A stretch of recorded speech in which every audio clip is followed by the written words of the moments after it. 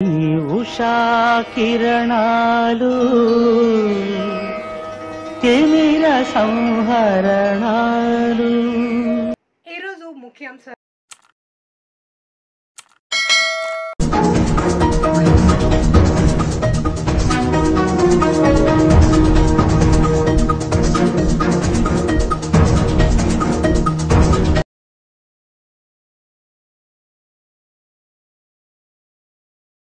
Journalist విలువల్ని కాపాడి ఆయన ఎందుకు ఇన్స్పిరేషన్ అంటే ఎన్ని కష్ట నష్టాలు వచ్చినా ఒక జర్నలిస్ట్గా ఉండటం వేరు, ఒక పత్రికాధిపతిగా ఉండి అన్ని ఒడిదుడుకులు ఎదుర్కొని ఆయన కుటుంబాన్నంతా బెదిరించినా కానీ ఏమి చేసినా కానీ జనరల్గా కుటుంబ సభ్యులు కష్టం వస్తే నలిగిపోతాం.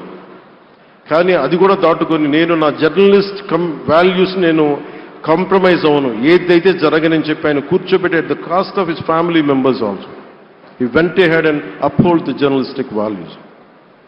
వారికి దానికి చాలా చాలా సాహసంగా నాకు చాలా ఆనందం వేసింది. ఆయన ఆఖర్లో ఎలక్షన్ రిజల్ట్స్ వస్తాయి, ఎప్పుడు వస్తాయి వీటన్నిటి అనుకున్న టైంలో నేను ఒకటి అనుకున్నాను, ఆయన ఆరోగ్యం క్షీణిస్తూ ఉంది, బాగుండు, ఆయన ఈ విజయ వార్త వింటారా లేదా అనేది నేను ఒకటి ఆలోచిస్తూ ఉన్నాను. సో నేను శ్రీమతి శైలజ కిరణ్ గారిని, సుమన్ గారిని, శ్రీమతి విజయశ్రీ గారిని అడిగినప్పుడు నేను ఒకటి అడిగాను, ఆయన విన్నారా అండి, ఆయనకి మాటలు వినిపించినాయా?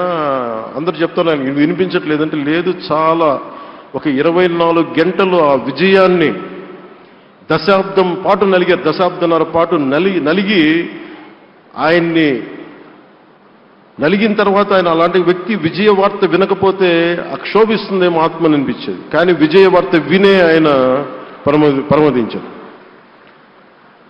అందుకు నాకు చాలా ఒక తృప్తినిచ్చింది. అలాంటి మహానుభావులకి నా నివాళులు అర్పిస్తూ ఆయన నుంచి ఎవరైనా నేర్చుకోవాల్సింది, ప్రజాస్వామ్యాన్ని పరిరక్షించడానికి ఎవరి స్థాయిల్లో ఒక పత్రికాధిపతిగా కావచ్చు, ఎవరు ఏ స్థాయిలో ఉన్నా దాన్ని మనం కాపాడాల్సిన అవసరం ఉంది. అలాగే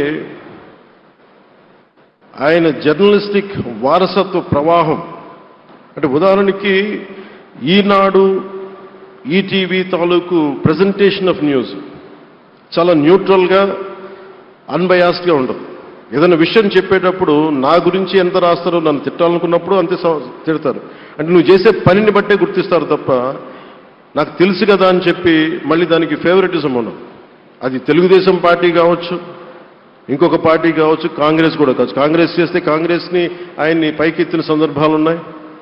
అలాగే ఏ పార్టీ తప్పులు చేసి నచ్చని ప్రజలకి ఇబ్బందికరమైన సంఘటనలు జరిగినప్పుడు ఏం మాత్రం వెనకాడకుండా ఫ్రంట్ పేజీలు వేసేవాడు. ఫ్రంట్ పేజీలో మరీ చాలా బలంగా చేసేవాడు. సో అందుకే నాకు అనిపించింది ఒక జర్నలిస్టిక్ వాల్యూస్, ఆయన తాలూకు వారసత్వ ప్రవాహం ప్రతి జర్నలిస్టు పుణికి పుచ్చుకోవాలి, తీసుకోవాలి. ఒక నది ఒక ప్రవాహం వెళ్తున్నప్పుడు మన స్థాయి. డిఆర్కే టైమ్స్ ఛానల్ని లైక్ చేయండి, షేర్ చేయండి, సబ్స్క్రైబ్ చేయండి. చివర్లో గంట నొక్కడం మర్చిపోకండి.